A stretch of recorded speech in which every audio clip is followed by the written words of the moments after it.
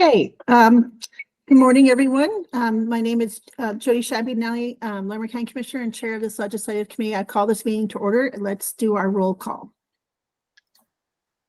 All right, I'll go down the list. Christy Belton. I'm here. Morning. Commissioner Jody Shattuck McNally. Here. Julie Stencil. Here. Pat Dorsey is excused.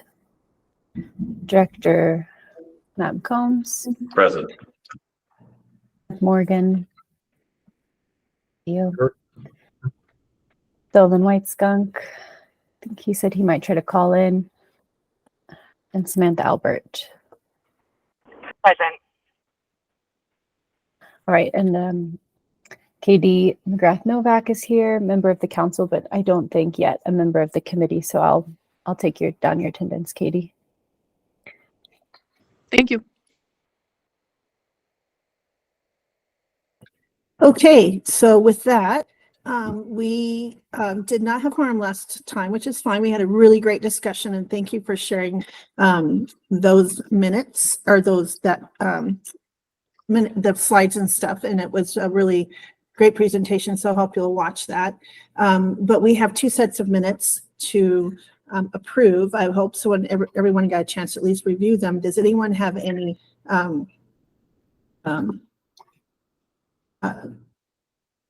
changes or additions or any questions?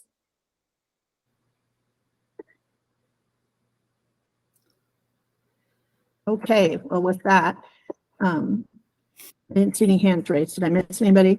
Well, with that, I would take a motion to approve them, both sets of minutes. If Julie's make that motion. Is there a second? Oh, Julie, did you have a question? No, I was just moving to approve both June 2nd and June 23rd meeting minutes. Great. Is there a second? All right, it's that. Who is this second? Mr. Morgan. Okay, there's first and second. Is there any further questions? All those in favor? Aye. Aye. Any opposed? Okay, let's move on to our agenda. And I was hoping, let's see, I think we're on to our presentation. Courtney, would you like to do the introductions for this morning about our next speaker? Sure.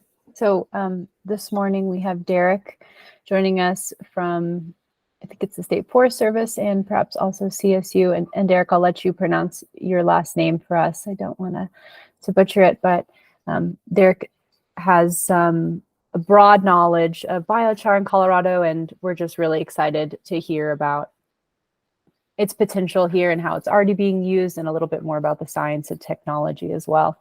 So thank you so much, Derek, for making the time to be here to share with this group. Yeah, thank you, Courtney. And yeah, I appreciate the invitation. So Madam Chair and members of the committee, as Courtney said, my name's Derek Lostuder, and I'm actually with CSU Extension, not the Colorado State Forest Service, but I take that as a compliment to be lumped in with those guys. So that's perfectly fine.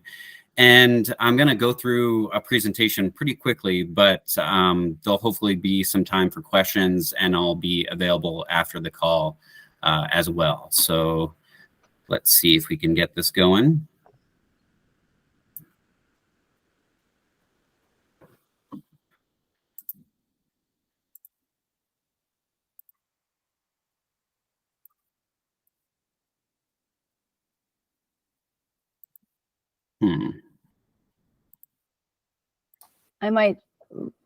There's a small chance I need to change permissions to allow you to present. Let's see. Okay.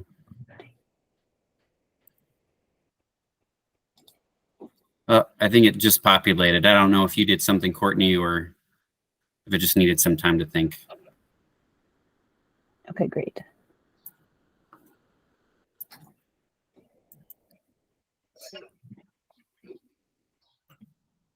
Can you see that okay? Yes, thank you. Thank you so much, Okay. Derek. We look forward to this.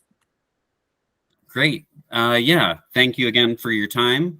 Just to start off, I wanted to lead with kind of a story with the importance of telling the right story when we're kind of talking about forest health. So when I was working in Peace Corps in Ethiopia, it was a while ago, but at the time I was working on protected areas management and native forest management in the northern Ethiopian highlands. And part of that was fuel efficient stoves. So a few other volunteers and I were working on fuel efficient stove projects with international partners to reduce, fuel costs, reduce deforestation, that kind of thing. And I was selected to present our work for Lisa Jackson. She was the EPA administrator under President Obama. And so I led with, we're helping with these people's livelihoods and reducing their fuel costs and reducing deforestation with these fuel efficient stoves. And there were probably, 20 people with cameras behind her, big international press corps. And then she kind of reached over and she gently grabbed my arm and said, you're telling the wrong story.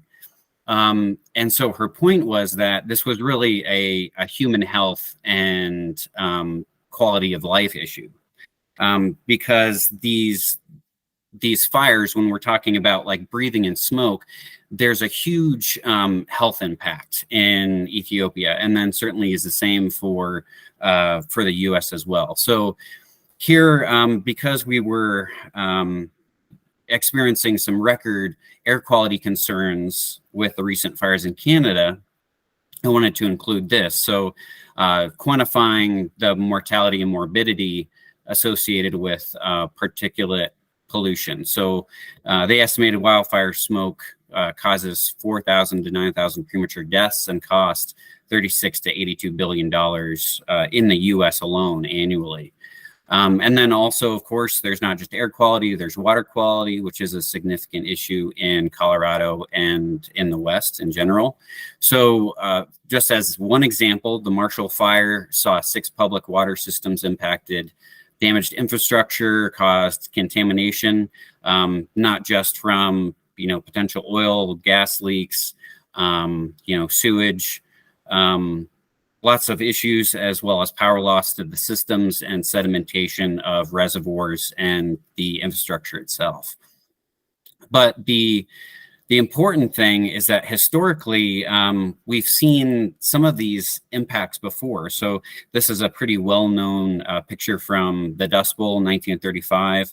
So the dust blew its way to Washington, D.C., and kind of the power makers that be saw the impact that this was having. And so they were forced to act and created what is now, the Natural Resource Conservation Service and the soil conservation districts as a result of experiencing these impacts firsthand.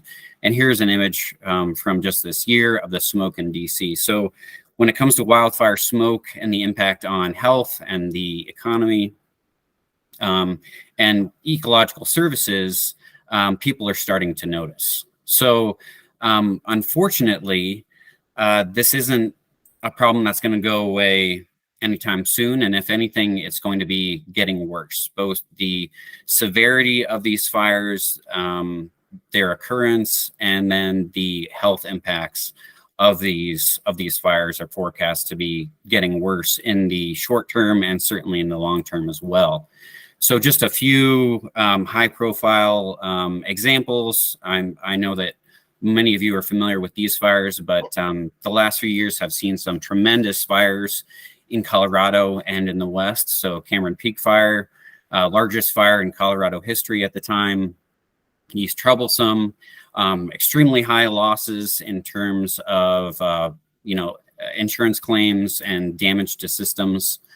Public utilities, second largest fire in Colorado history, and it was the most costly until the Marshall Fire, which saw numerous homes destroyed and displaced a lot of people. And along with that, the majority of people who lost their homes in the fire, they had insufficient coverage to completely replace what they had lost. So there's going to be long-term impacts from that fire. So that kind of brings me to the topic today. So fighting fire with fire, how can biochar play a role in reducing forest fuels? So we have obviously this biomass or carbon waste management component. So removing that fuel from the forest and then converting it into something that's more stable and less volatile. We have the renewable energy management component, so potentially creating heat or electricity from the biochar. Soil quality management, improving soil health and productivity. And then, of course, water quality management, significant issue in Colorado. So for those of you who might not be familiar with biochar, it's a charcoal-like material. It differs from kind of the cooking charcoal in that it doesn't have the same volatiles. A lot of the volatile compounds have been driven off, so it's just that carbon structure. The vast majority of biochar is just pure carbon. So that's produced from plant matter. So it could be herbaceous. Traditionally, it's made with trees, decomposed at high temperatures in a low oxygen environment. And this is called pyrolysis. And it's a proven method to remove atmospheric carbon from the carbon cycle for decades or millennia. It depends on how it's managed, thereby reducing greenhouse gases. And then it's a soil amendment that increases porosity while improving soil and water holding capacity. So here's a diagram that I like to include that kind of demonstrates how biochar fits into the carbon cycle. So of course we have the trees taking carbon dioxide from the atmosphere when they perform photosynthesis. And then that waste is pyrolyzed into biochar. So there's that solid component, the biochar, and then there's the gases that come off of that can either be redirected to fuel that process or can be condensed into additional products such as wood vinegar or bio oil, which I'll mention more in a minute. And yes, this does produce some CO2, but we've shown that it's disproportionate to the amount of carbon that's sequestered. So one of the main reasons that biochar hasn't gotten the attention that it's really that's warranted is because a lot of people kind of treated it like magic or a panacea for a lot of environmental issues, particularly carbon sequestration or forest management. But it's a tool. It's not a cure-all. It's not the only solution. But when appropriately applied, it can be very powerful. And that is in large part due to its structure. So when you pyrolyze this biomass, it creates this biochar matrix that has the structure of whatever you pyrolyzed. So in this case, it's wood. Has macropores, large sites, and micropores, which are microscopic, that can house water and nutrients and soil biology. So here's kind of the classic breakdown in soil particle sizes. So we have sand, silt, clay, and down to char. And then this image on the bottom is fungal filaments going through the char. So even though the water nutrients can go down deep into the char cavities, it's still accessible by plants and soil microbes. And then this is a complaint that I've heard brought up a couple times that doesn't really hold water in most cases. So carbon sequestration and greenhouse gas emission benefits overcompensate for the gases that are emitted during pyrolysis, during production of the biochar. And in a recent analysis of over 200 field studies, they found that when you combined biochar with either synthetic nitrogen fertilizer, it reduced the greenhouse gas emissions, so CO2, methane, and nitrous oxide. it significantly dropped those emissions. But then when you included some organic nitrogen components, so like manure, manure lagoon leachate, things like that, then it reduced the emissions even more significantly. So, these are some companies that you might also be familiar with. So there's Biochar Now in Berthoud, Colorado, recently highlighted in an episode of Dirty Jobs, if you're a fan of that show. And then more recently, Charm Industrial just opened a plant in Fort Lupton, Colorado, where they're going to take the biochar as the byproduct. And then interestingly, they're taking the bio oil and then pumping that underground. So basically it's like reverse oil drilling. And then they're selling the carbon that is quantifiable in that bio oil as carbon credits. So this is their new business model, but they've been able to raise a significant amount of venture capital for this project. So then the question of can biochar link forest restoration with commercial agriculture? And there's been multiple studies on this, but this is one that I like this summary that comes from. Biochar offers the greatest opportunity where dryland food crops, limited water availability, existing energy transmission infrastructure, and high fire hazard forests share the same landscape. So yes to Colorado conditions. So absolutely it can. So then the question is, do we work on the supply side of biochar or demand? Because the potential of biochar to assist with forest restoration and fuel reduction projects, we haven't reached capacity yet in the state. So do we focus on supply, on creating the biomass from our forests, or do we focus more on demand, the sale and distribution of biochar? And unfortunately, the answer is yes to both. To really have a holistic approach where we're increasing the ability of biochar to assist with these forest projects, we need to work on both the supply side and demand side, because there's been biochar operators who have gone out of business or had to scale down because they haven't been able to get the biomass they need to pyrolyze for their products. And then we've also seen biochar producers not being able to sell their products, even if it's at a realistic price point, because they're not able to adequately educate people on the potential benefits. So here's another visual demonstration of what a process might look like. So we have the wildfire hazard reduction treatments, fuel mitigation, we transport it to the biochar plant, and then we recover the heat and electricity that's produced from the pyrolysis reaction. We can recover the condensable liquids to, again, we can do bio oil, we can do syngas. There's wood vinegar that has different agronomic possibilities. And then the biochar can be used in either industrial or agricultural purposes. Certainly construction use has gotten more attention lately. And then this is scalable. It doesn't have to be industrial scale forestry and agriculture. So, you don't need a feller bunch or anything like that. It can be done with a saw crew and then small flame cap kilns in the forest.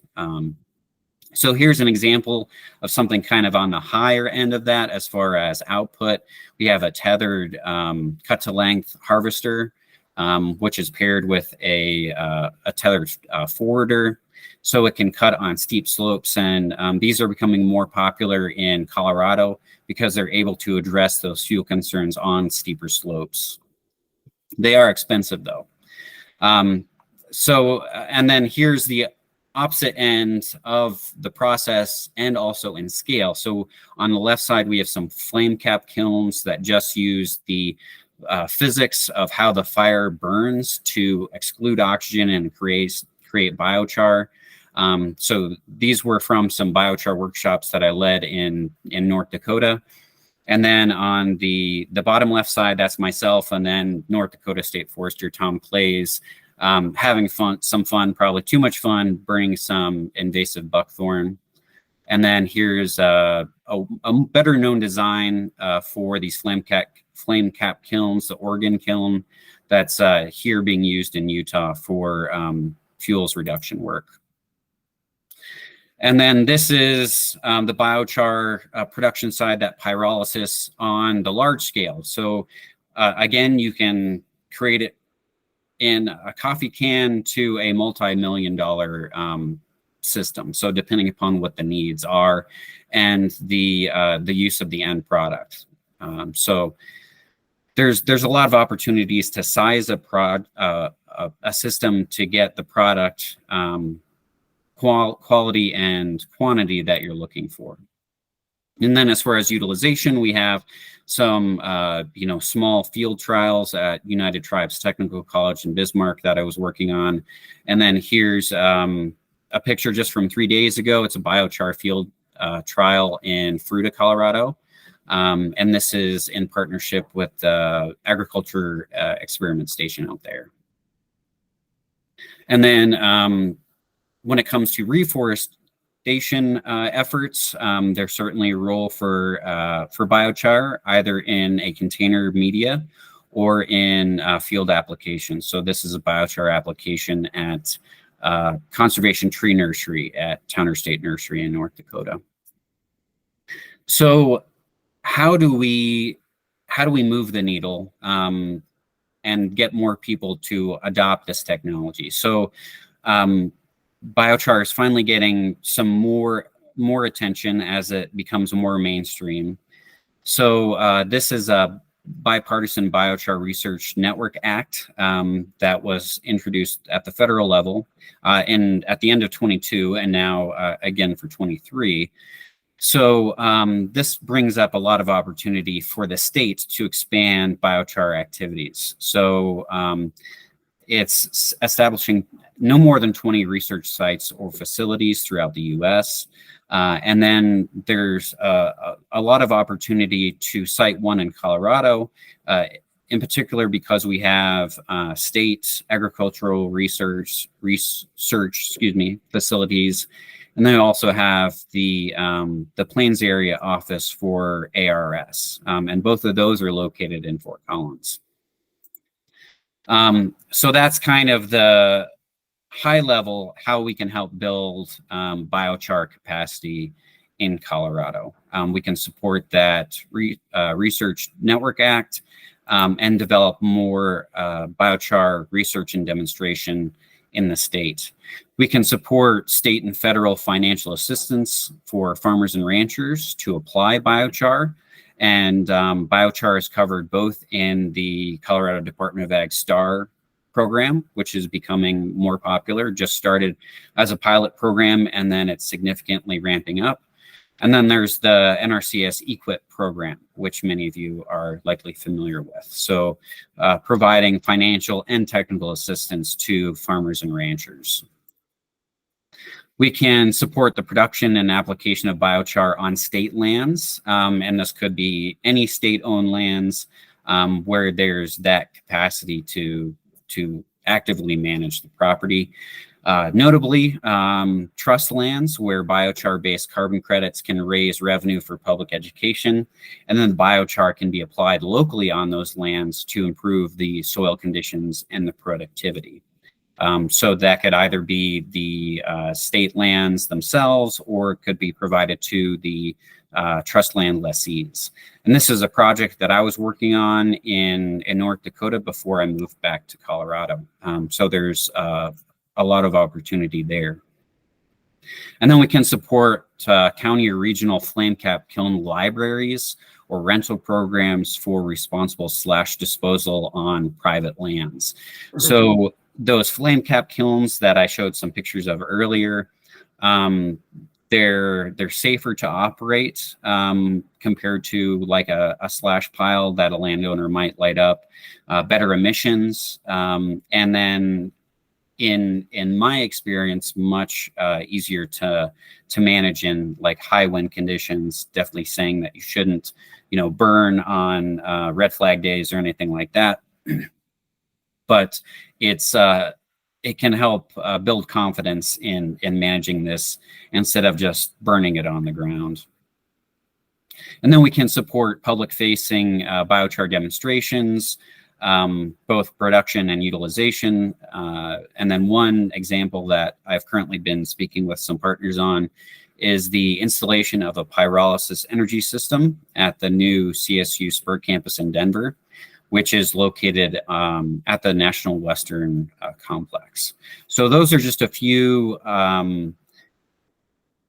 very general suggestions for how we can build biochar capacity in Colorado and allow that to better assist with our fuels reduction and wildfire reduction strategies.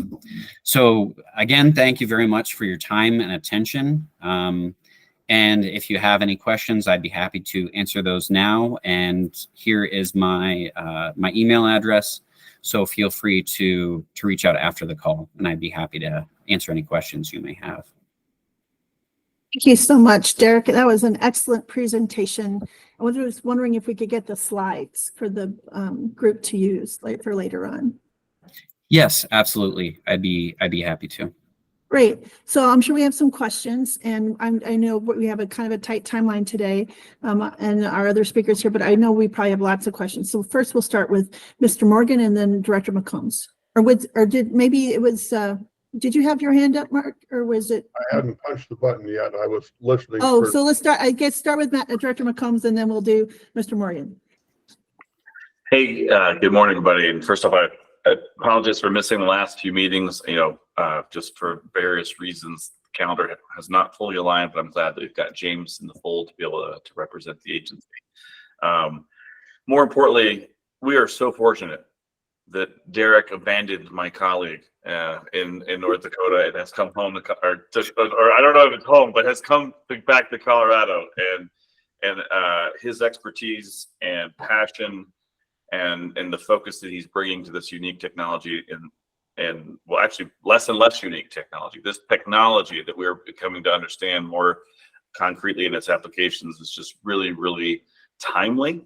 And we're working at the State Forest Service very closely with Extension. We're trying to grow our connections and to more effectively integrate our work as part of the Extension mission of CSU out there delivering research and outreach and education to rural communities across the state. So just wanted to highlight how exciting this is. But the question really is, Derek, is how do you see what there are some, you mentioned some models and some companies that are in, either formed or in formation in the state.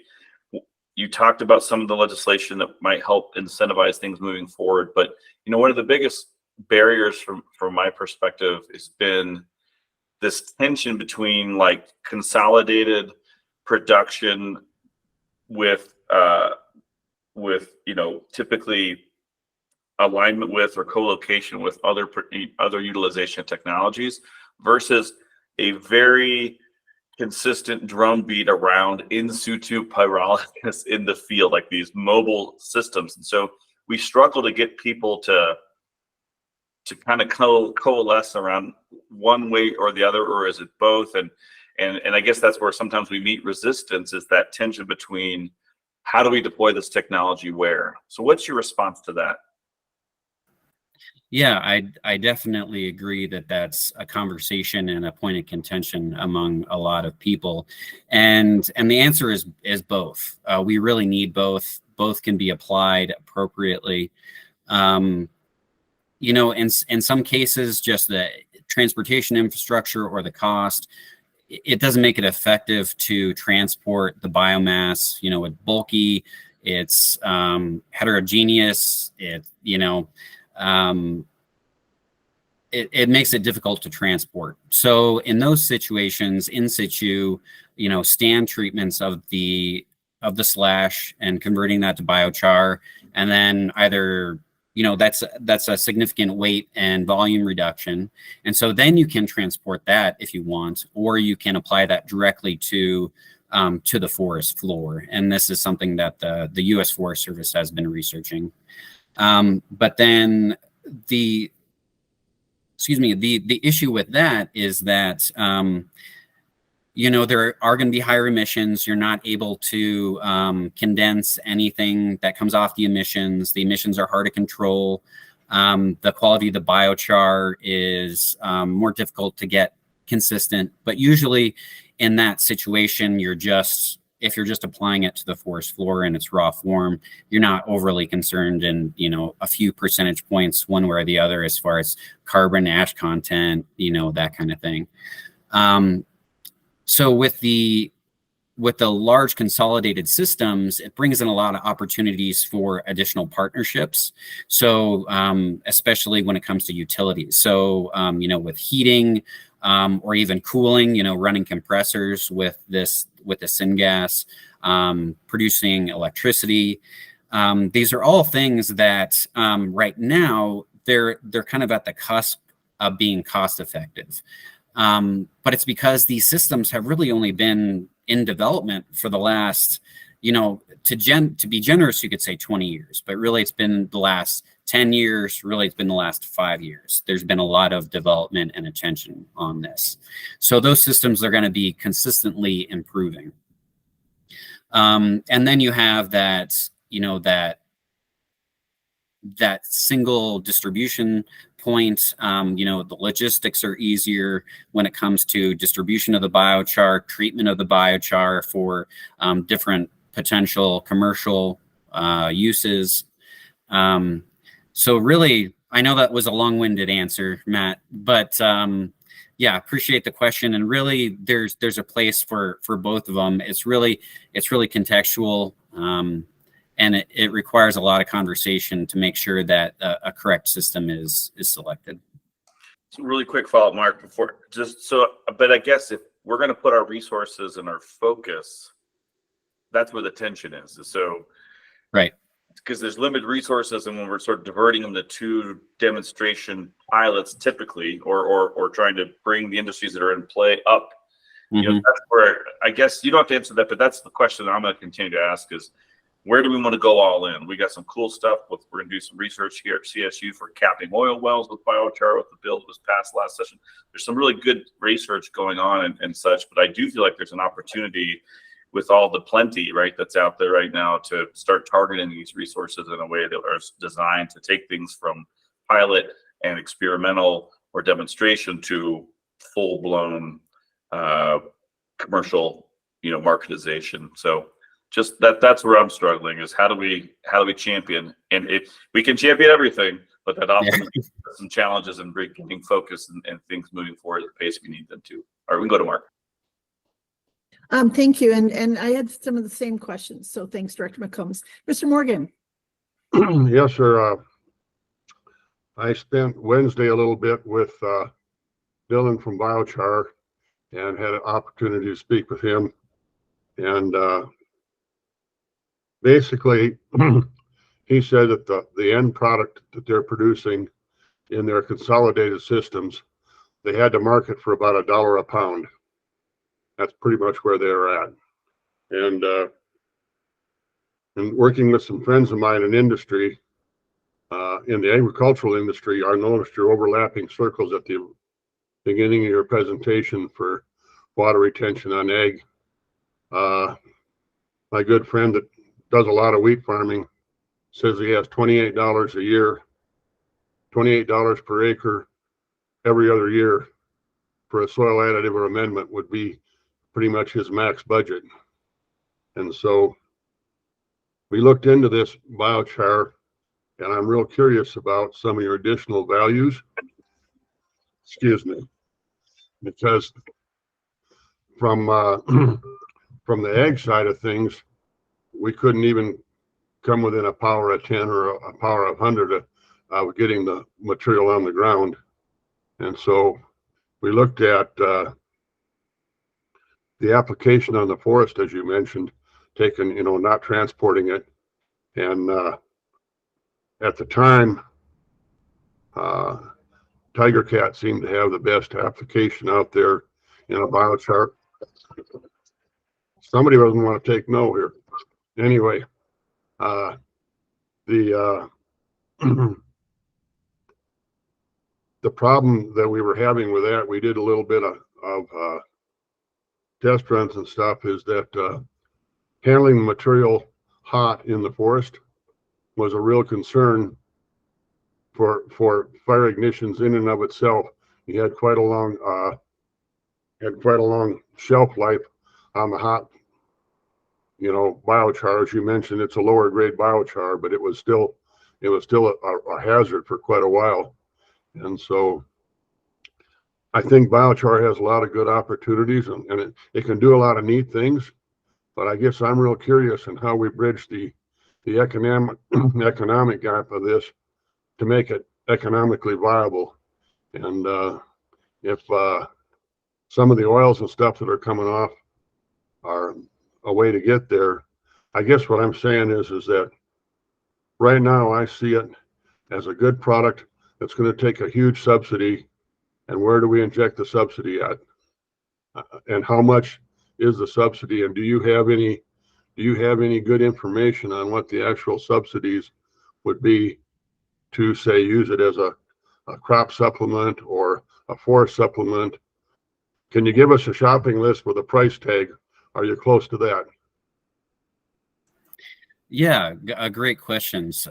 Thank you. And really that is the linchpin is this product, biochar, has a lot of potential, but it's just a tool, and it's best used on marginal soil. So if you have good soil, if you have good precipitation, you're not going to see the agronomic return. But if you have kind of marginal soils, if you're concerned about, dry land, if you're growing dry land conditions, or, if you have limited irrigation capacity, then biochar can pay for itself as far as, maximizing the plant availability of fertilizers. So that, like that previous slide that I showed that was reducing greenhouse gas emissions, when you combine fertilizers with biochar,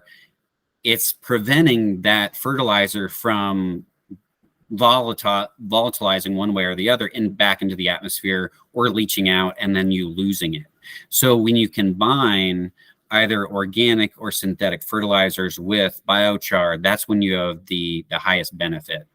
Or if you're able to have kind of economic benefit cascades. So if you can, again, kind of goes back to the pros and cons of in situ or a consolidated biochar system.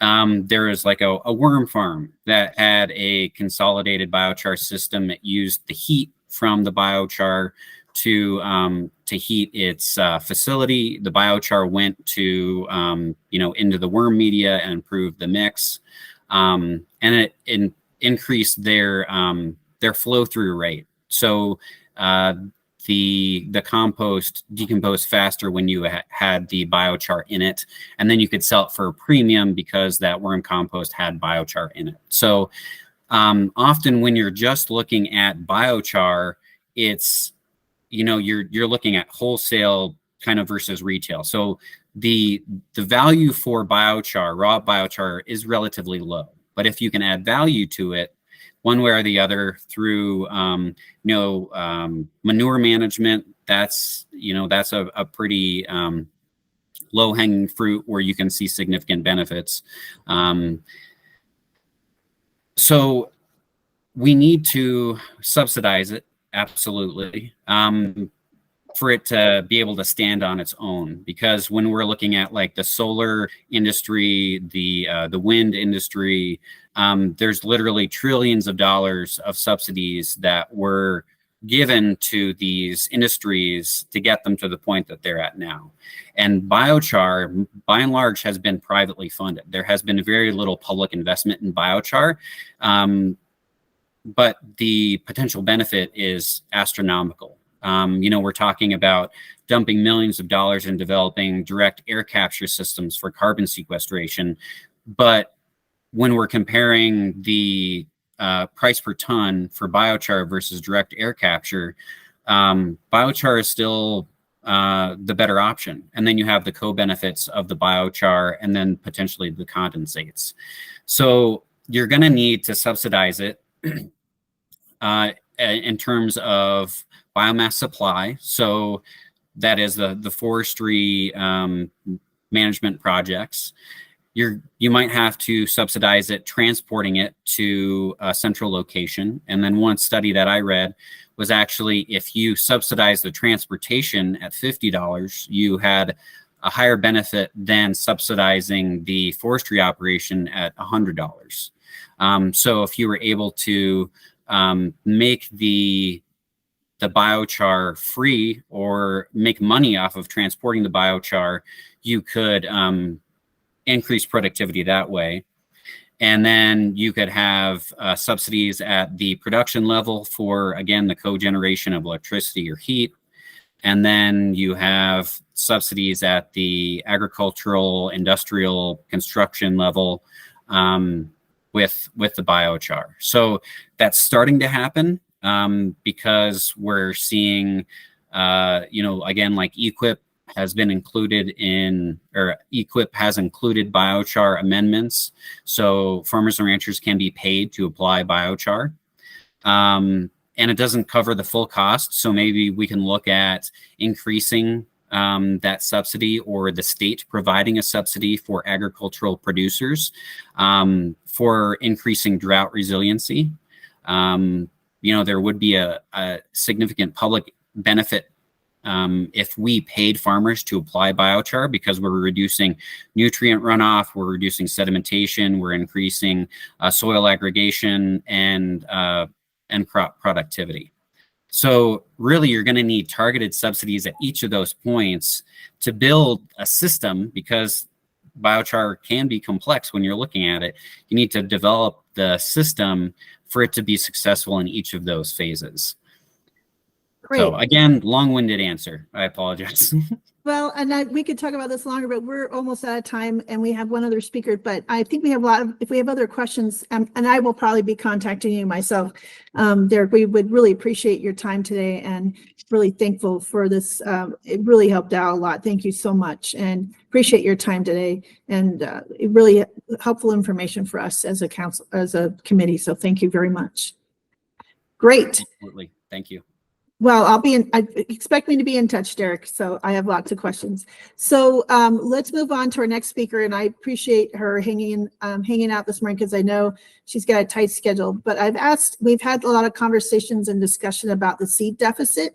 And so I've asked Haley from the Coalition for the Poudre Watershed to come talk, because this is where we first learned about this challenge across not even our whole region, but the whole country. And so Haley, I know we're running a little over what I told you, but I was hoping that maybe you might be able to still present. And I know we have a tight timeline on my hold for a tight thing too. We might have to take some of our items and add them to the next meeting. So Haley, do you have some slides you'd like to share with us?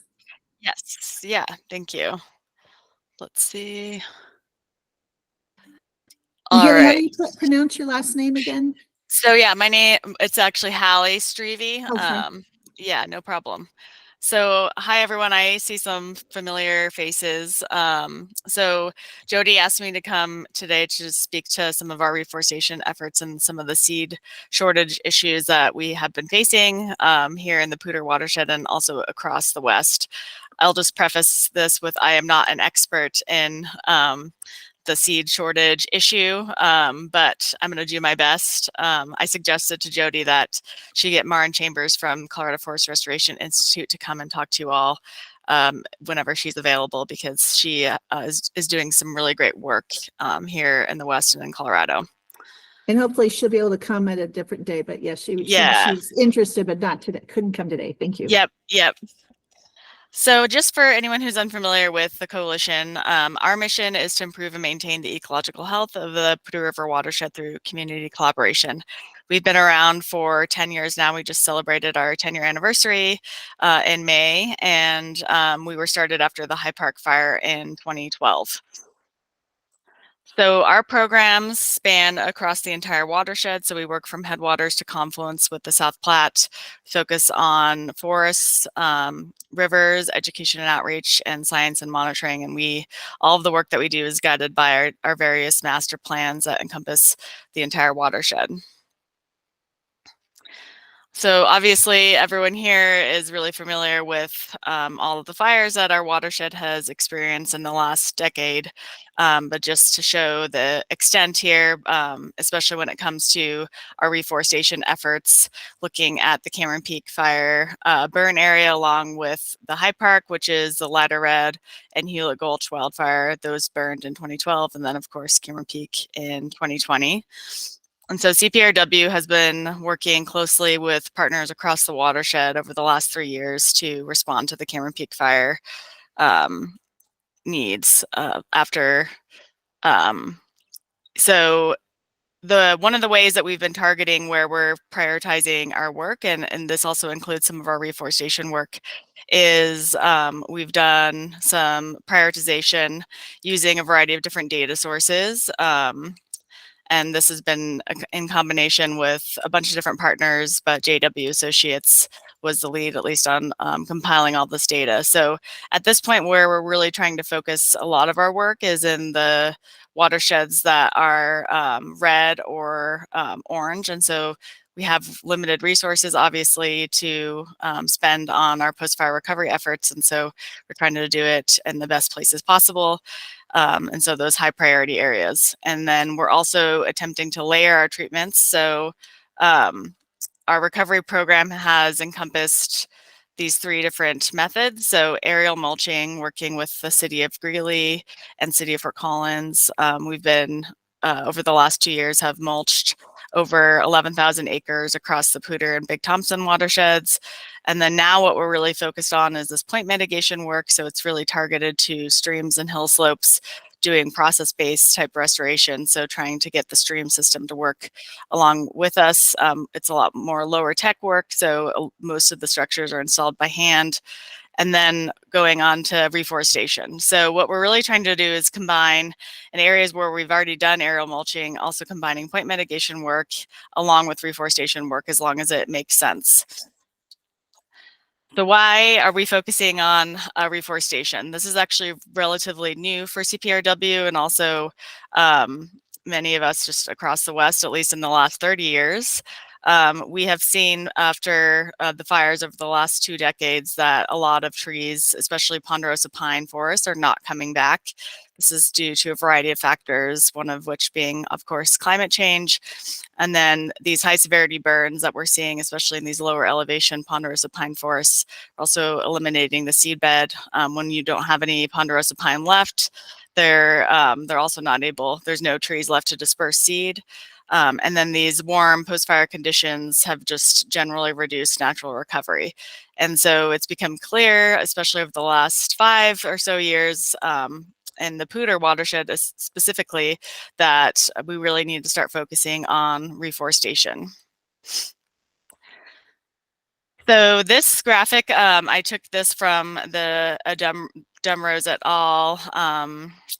Article from 2019, and I think it really does a good job of depicting the need for reforestation across the West. So really in the 70s and 80s, we did a really good job of reforestation. So there was a lot of focus by the Forest Service and other entities to reforest. The bottom hatch here is the wildfire cause need. So in the 70s and 80s is really low. And then you see now from basically the late 1990s to now, this wildfire cause need has increased dramatically, while our reforestation efforts have decreased dramatically. So right now, the Western US reforestation potential is about 24 million acres. And to reforest that many acres, we would need over 7.5 billion trees to reforest that area. Currently, the U.S. Forest Service is only able to reforest about 6% of these burned areas. And then, yeah, we just have generally just seen these declines in reforestation over time.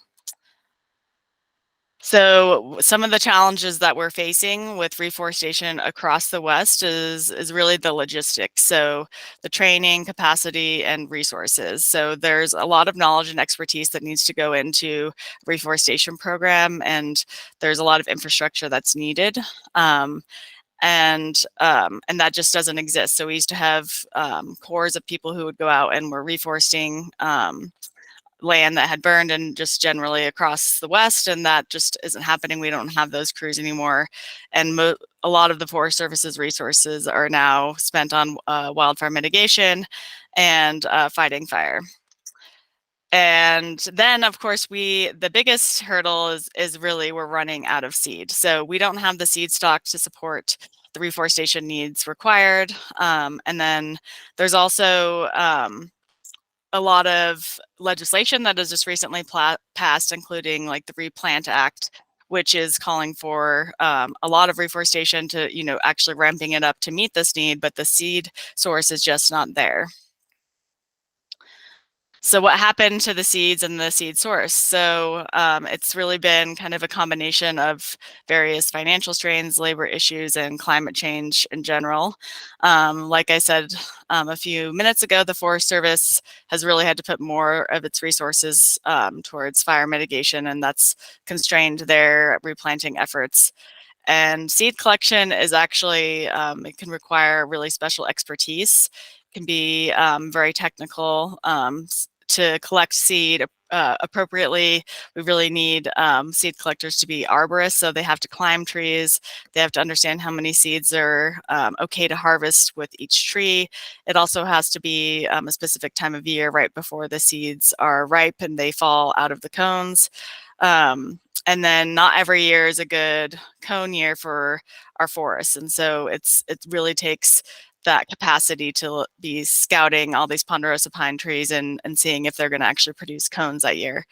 And then also for reforestation, reforesting properly, you need to have seeds that are collected in the right area. So for here in the Poudre watershed, we want seeds that are collected from the Poudre watershed. We also want them collected at the right elevation for where we're going to be planting those seedlings. And they also have to be the right species. And then the seedlings have to be grown out in a nursery for at least 1 year or so before they're going to be viable to be planted in the ground. And then just generally, climate change has caused good seed to become really scarce. So some of the solutions, so CSU and CFRI, and so hopefully, as I mentioned, Maren Chambers with CFRI will be able to come and speak to you all, but she's been working really closely with American Forests and some folks at the Nature Conservancy and also in New Mexico on various solutions to the seed shortage and the reforestation pipeline, as they're calling it. So here locally in the Poudre watershed, we're starting to focus some of our efforts on cone collection. And luckily, we actually have this local nursery capacity to produce seeds. So we, of course, have the Colorado State Forest nursery, which is located here in Fort Collins. And then there's a new private nursery that's in Loveland called One Canopy. And then there's also the New Mexico Reforestation Center. And then, as I mentioned, there's the Replant Act and various other infrastructure funding that's going to be going towards reforestation. So there's really going to be this momentum. So we just have to start preparing ourselves to be able to utilize the resources that are going to be available for a short amount of time to the best of our abilities. And then I just wanted to briefly highlight some of the coalition's efforts and along with our partners. So we have started a reforestation program. Our partners include the Nature Conservancy, Trees, Water People, the Big Thompson Watershed Coalition, the Larimer County Conservation Corps, Wildlands Restoration Volunteers, and the Forest Service. So to date, we're really just focused on ponderosa pine, and our goal is to plant about 135 trees per acre using that locally sourced seed. We're doing climate smart planting. So how we're doing that is using a model that was developed by the Nature Conservancy that is identifying areas that will be suitable for ponderosa pine given future climate predictions. So we're planting ponderosa pine at higher elevations than they're typically seen. And then we're also planting in these moderate to high severity burn areas, and also areas that have double burned in the watershed. So we had areas that burned in High Park, and then Cameron Peak Fire and also came in and burned the same areas that burned in High Park. So the seed, that seed bed in those areas is completely torched. It is a slow effort, but between 2021 and 2023, we've planted more than 16,000 trees in both the Poudre and Big Thompson watersheds. And then last year we collected about 60,000 seeds. They're currently undergoing some viability tests, and then they're going to be grown out in nurseries, both One Canopy, the CSU nursery, and then also the New Mexico nursery, I believe. And so the Nature Conservancy has kind of taken the lead on that. And then this year we're planning several more cone collection efforts, and we'll have volunteer days and working with the Conservation Corps throughout the fall to plant several thousand more trees this year.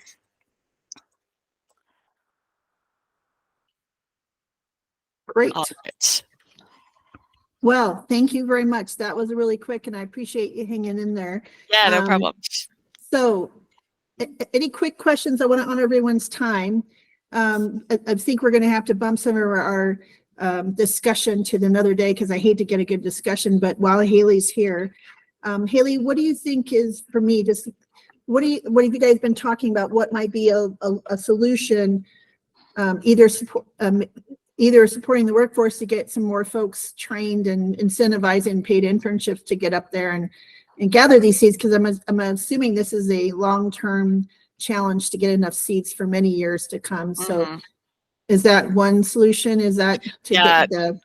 Definitely. I mean, and also I forgot to mention, so to date, we've actually only been able to plant on private land. The Forest Service has not yet let us plant on Forest Service land. And so that is, at least for us, a constraint. We're hoping that that will change in the next year or so. But yeah, I think, and Maren can speak to this much better than I can, but as a part of that reforestation pipeline that they're talking about is really getting crews of skilled laborers who are able to spend the entire springs and falls planting trees across the West. But of course we need that seed source first. And so that's going to take an effort across the West of collecting cones and preparing for those efforts. So, there's going to be a backlog, I think, because of the seed shortage in terms of like having enough seed and then getting the labor, having the time to grow up the seeds to seedlings, and then getting the labor to actually plant them.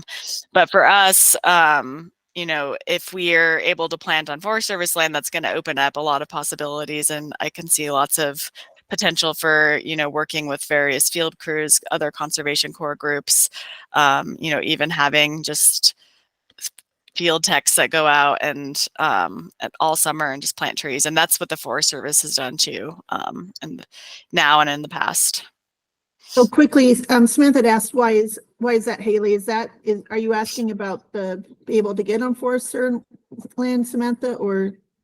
Yeah, Hallie, I was just wondering why, if it's just That was my question. classic. I don't think they necessarily trust us yet, even though they trust us to do lots of other things on their land. I'm not sure why exactly. Reforestation can be a waste of time and resources if it's not done right, but we're doing our best to do everything right.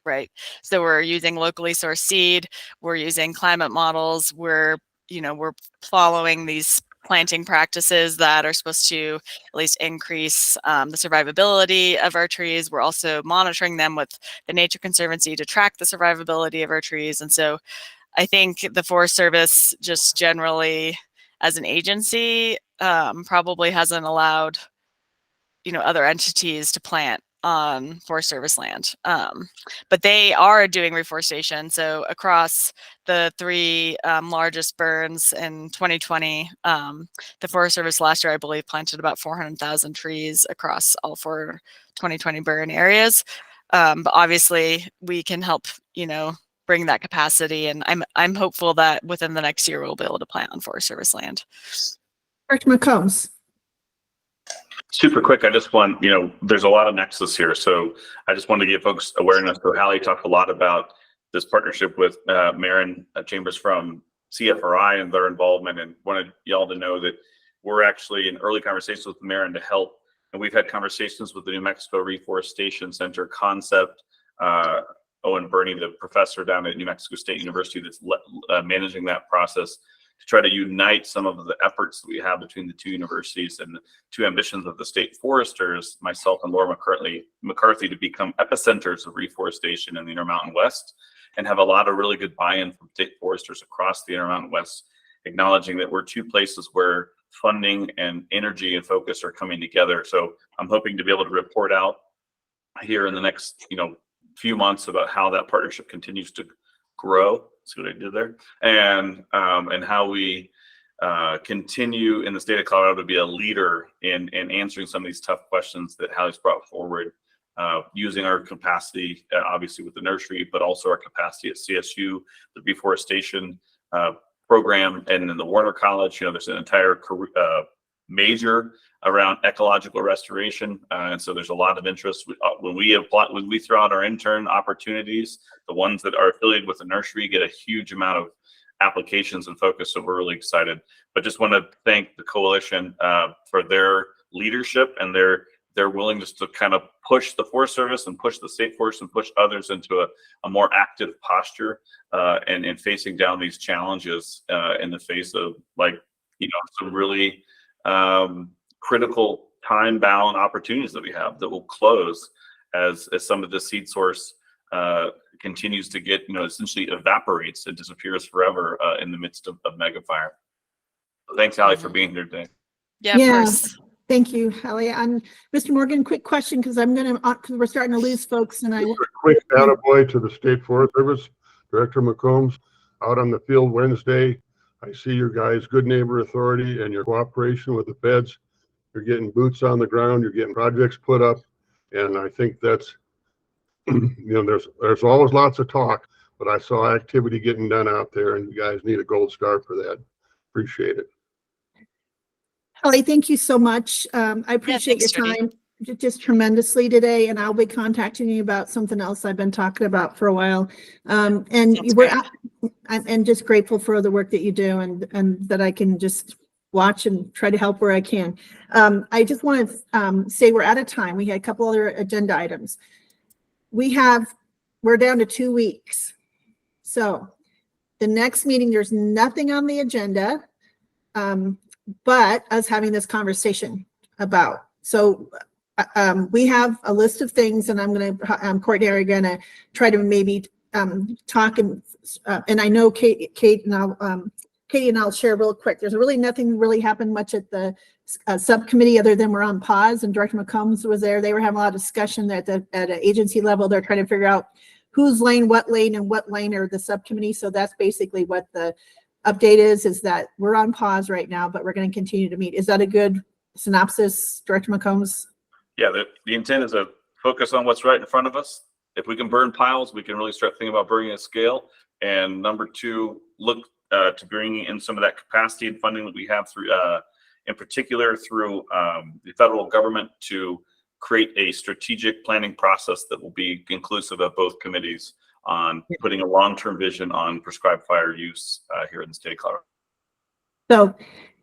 They'll just kind of have it on the agenda next week. So just with quick update. So we have a lot to discuss, a lot of information, a lot of big challenges that we've got to figure out, some ideas to present. So I would like to ask if everyone could stay. I know we're kind of ran over today, 15 minutes, but I think we're going to need a good hour and a half next week. So if you guys could work out, that would be great. Okay. Have a happy Friday. Take care, and great to see you. Thanks for all the information, all your time and information. Happy 4th of July. Happy 4th of July. Thank you.